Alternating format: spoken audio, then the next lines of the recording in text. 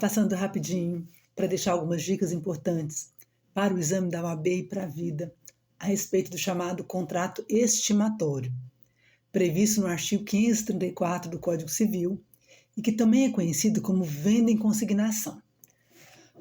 Acontece o contrato estimatório quando alguém entrega um bem móvel, corpóreo e de pequeno valor para uma outra pessoa vender e haver a divisão do lucro dessa venda ou dos lucros desta venda. Quem é o dono do objeto é chamado de consignante. A pessoa que é dona do objeto é chamada de consignante. Ela tem posse indireta, está no polo ativo da relação contratual. Quem é o sujeito passivo? É o consignatário. É a pessoa quem vai receber o objeto para vender para uma terceira pessoa, ou ao menos tentar vender esse objeto para uma terceira pessoa. Então, o consignante, quem é? É o sujeito ativo, é o proprietário, é o dono do bem móvel corpóreo de pequeno valor. E o sujeito passivo, quem é? É o consignatário, é a pessoa quem vai receber o objeto para vender para uma terceira pessoa.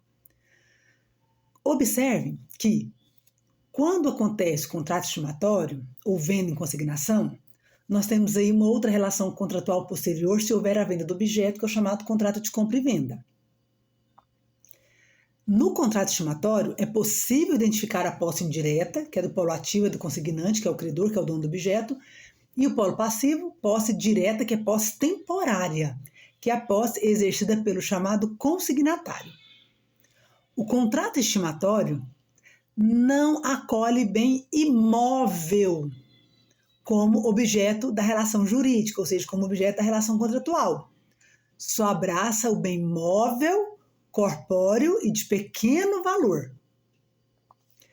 Contrato estimatório, que é a mesma coisa que venda em consignação, é diferente de consignação em pagamento. Consignação em pagamento ou pagamento em consignação é uma forma indireta de adimplir a relação obrigacional, prevista ali no artigo 334 e seus seguintes do Código Civil, que é a chamada mora sipiendi. Um exemplo de cabimento de consignação em pagamento, quando injustificadamente o credor se recusa a fornecer recibo ao devedor. É cabível consignação em pagamento ou pagamento em consignação. Depósito extrajudicial e, posteriormente, ação de consignação em pagamento, depósito judicial. A venda em consignação é a mesma coisa que contrato estimatório. Contrato estimatório é considerado um contrato acessório, porque depende de um outro para existir. E qual é esse outro? É o contrato de compra e venda. Contrato estimatório é contrato oneroso, porque o intuito é o lucro, mesmo que não aconteça a venda, mas o intuito é o lucro, então é um contrato oneroso. É um contrato que gera divergências no sentido de ser considerado bilateral ou ainda unilateral. Bilateral, responsabilidade para as duas partes. Unilateral, responsabilidade apenas para o consignatário. Se você disser assim que o contrato é estimatório, ele pode ser considerado unilateral ou bilateral, ambas respostas estão corretas. No contrato estimatório, nós observamos uma situação muito importante. Se ao final do prazo estipulado entre consignante e consignatário o objeto não for vendido, não vendeu o objeto, o consignatário tem a opção de comprar esse objeto do consignante, que é o chamado autocontrato, ou não vendendo para terceira pessoa e não comprando o objeto consignante, tem que devolver esse objeto. Se não devolver, acontece o chamado esbulho possessório. E aí vai ser cabível a ação de reintegração de posse, cumulada com busca e apreensão, porque o bem é móvel. Nós temos aí o amparo dos artigos 554 ao 560 do Código de Processo Civil. Outra situação também muito importante. Enquanto o objeto estiver na posse do consignatário, o consignante, que é o credor, não pode vender, não pode dispor desse objeto para quem quer que seja. E os credores do consignatário não podem pedir a penhora, o bloqueio do patrimônio, se o consignatário tiver dívida com os seus credores. Então, exemplo, A consignante entregou o relógio para o B, que é consignatário, para o B vender esse relógio e dividirem os lucros. Se o B tem credores, esses credores não podem penhorar, ou seja, bloquear impedir a venda do relógio, ou bloquear, ou pedir o relógio para que eles possam apossar do relógio para quitar a dívida desse consignatário para com esses credores. Isso não pode acontecer. Então, os credores do consignatário não poderão pedir a penhora em cima do objeto, ou seja, no que diz respeito ao objeto do contrato estimatório. Se A entrega o relógio para B vender, e o B tem dívida com C, com D ou com E, o objeto pertence ao A, não pertence ao B, para que C, D, E, enfim, os seus credores, né, os credores do consignatário, sejam felizes na penhora do objeto, que inclusive, né, faz parte do contrato estimatório entre consignante e consignatário. Contrato estimatório pode ser feito verbalmente. A orientação é que seja feito solenemente, ou seja, formal ou solene, por escrito. Contrato estimatório é típico e nominado, tem previsão no Código Civil.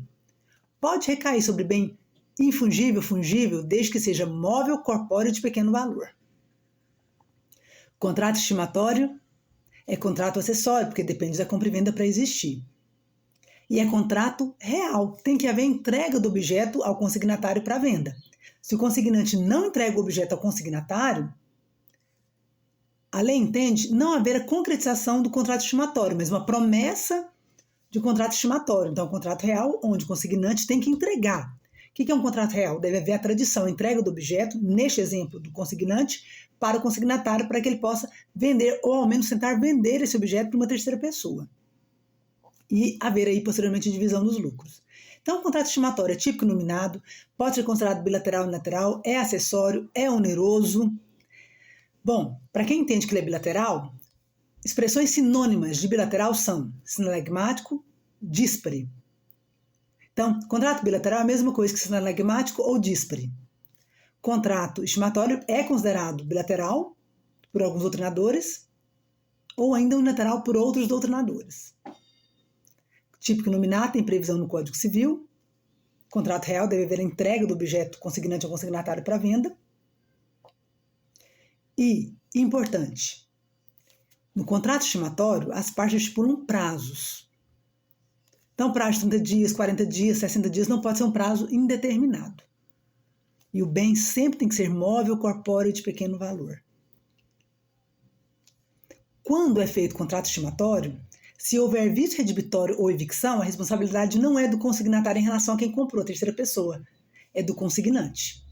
É diferente do contrato de comissão, previsto no artigo 693 do Código Civil. Na comissão, o comitente, que é o dono do objeto, ele não responde por evicção ou vício redibitório.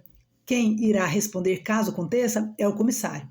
Então, no contrato estimatório, quem responde é o consignante, que é o credor, é o dono do objeto. E consignante e consignatário podem livremente estipular o valor que cada um vai receber aí com a venda do objeto. Fica a dica para o exame da OAB e para a vida. Contrato estimatório é negócio jurídico, também é conhecido como venda em consignação. É diferente de consignação em pagamento, que é uma forma indireta de adimplir a relação obrigacional. Isso acontece pela mora acipiente, pela demora por uma questão vinculada ao acipiens, ou seja, ao credor. Fica a dica em relação à ação possessória, ação de reintegração de posse acumulada com busca e apreensão, caso o objeto não seja vendido para terceira pessoa, caso o consignatário não compre esse objeto do consignante. A ação possessória cabível é a reintegração de posse cumulada com busca e apreensão porque o bem é móvel. E tem que ser móvel, corpóreo e de pequeno valor. Fica a dica.